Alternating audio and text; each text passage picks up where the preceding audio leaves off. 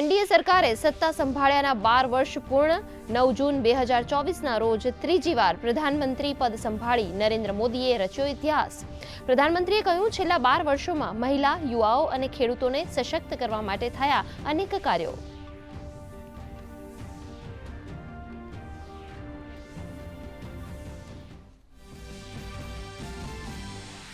સરહદ પાર વેપાર અને મુસાફરોની અવરજવરને લગતી પ્રક્રિયા બનશે વધુ સરળ અને પારદર્શક। ગૃહમંત્રી અમિત શાહે લેન્ડ પોર્ટ મેનેજમેન્ટ પ્રણાલીનું કર્યું લોકાર્પણ। સુરક્ષિત અને સ્માર્ટ સરહદ વ્યવસ્થાપનની દિશામાં ભારતની મોટી છલાંગ।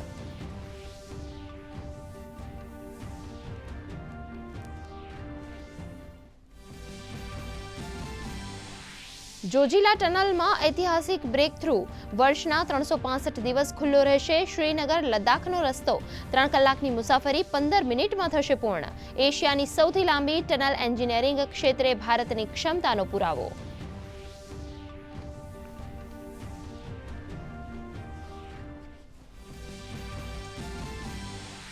નીટ પુનઃ પરીક્ષા પહેલા કેન્દ્ર સરકાર સતર્ક।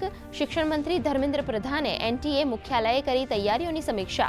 સાયબર સુરક્ષાથી લઈ પ્રશ્નપત્ર વિતરણ સુધીની વ્યવસ્થાઓ પર ખાસ નજર। 21 જૂને યોજાનારી પરીક્ષા માટે કડક બંદોબસ્ત હોવાની આપી ખાતરી।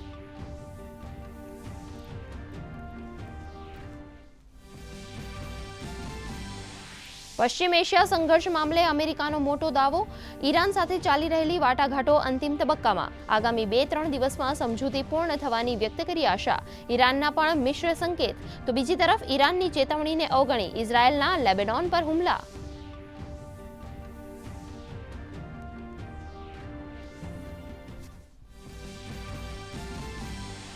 માળખાકીય હક્કો માંગી રહેલા પીઓકેના નાગરિકો પર સેનાનો નિર્દયતાપૂર્વકનો હુમલો। ગોળીબારીમાં 27 લોકોના મોત। વિદેશ મંત્રાલયે હુમલાની કરી ટીકા। કહ્યું, પાકિસ્તાનને કુકર્મો માટે જવાબદાર ઠેરવવામાં આવે। ખાડી ક્ષેત્રમાં જહાજ પર થયેલા હુમલામાં 24 ભારતીયોનો સલામત બચાવ થયો હોવાની આપી માહિતી।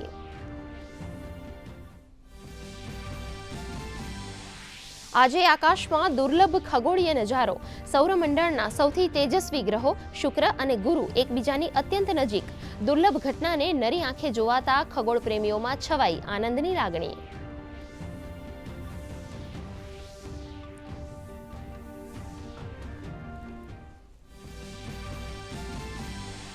ખેડૂતો માટે રાહતના સમાચાર। આગામી 11 જૂનથી નર્મદા નહેરોમાંથી સિંચાઈ માટે છોડાશે પાણી।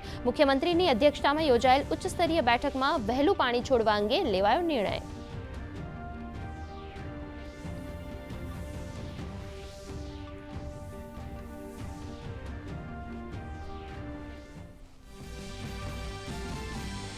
રાજ્યમાં કાળઝાળ ગરમીના પ્રકોપ વચ્ચે વરસાદની આગાહી। 42 ડિગ્રી મહત્તમ તાપમાન સાથે અમદાવાદ સૌથી ગરમ શહેર। હવામાન વિભાગે નવસારી, વલસાડ, ડાંગમાં વરસાદની કરી આગાહી। 13 જૂનથી સૌરાષ્ટ્ર કચ્છમાં સામાન્ય વરસાદ રહેવાનું અનુમાન। દિલ્હીના વાતાવરણમાં આવ્યો પલટો।